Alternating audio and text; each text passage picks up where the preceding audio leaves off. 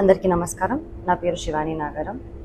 యూట్యూబ్లో ఒక ప్రైవేట్ ఛానల్లో ఒక ఇంటర్వ్యూ జరగడం జరిగింది, ఒక పాడ్కాస్ట్లో. ఆ ఇంటర్వ్యూయర్ నన్ను కొన్ని క్వశ్చన్లు అడిగారు. నార్మల్గా మన సక్సెస్ కానివ్వండి, మన childhood journey or film success గురించి, డివోషనల్ జర్నీ, స్పిరిచువల్ ఎక్స్పీరియన్సెస్ గురించి అడగడం జరిగింది. దాంట్లో నేను నా స్పిరిచువల్ జర్నీ షేర్ చేసుకున్నాను.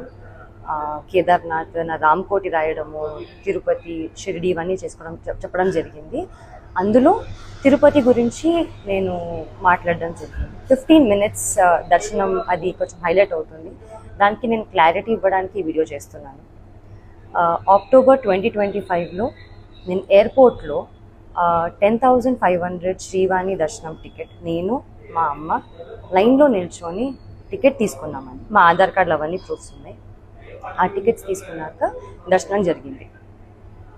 15 minutes అనేది నా మెయిన్ మోటివ్ చెప్పేది ఏంటంటే, లైన్లో బిగినింగ్ నుంచి స్వామివారి దగ్గరికి వెళ్ళినంత వరకు కొంచెం స్వామివారు కనిపిస్తూ ఉంటారు. సో అది 15 minutesగా నేను అందాజాగా ఫీల్ అయ్యి నేను 15 minutes అన్నాను తప్ప 15 minutes నన్ను ఎవరు టచ్ చేయలేదు అని కాదు.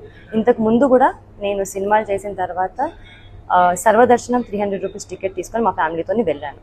అప్పుడు జస్ట్ 5 seconds 3 seconds హార్డ్లీ స్వామివారిని చూడడం జరిగింది. నా లైఫ్లో ఫస్ట్ టైం 13 years తర్వాత స్వామివారిని అంత దగ్గరగా చూడడం జరిగింది. అది నేను చాలా హ్యాపీగా ఫీల్ అయ్యి ఎక్సైట్మెంట్తో చాలా జెన్యూన్గా షేర్ చేసుకున్న ఎక్స్పీరియన్స్ అంతే. అది కొంచెం మిస్లీడింగ్గా వెళ్తుందండి.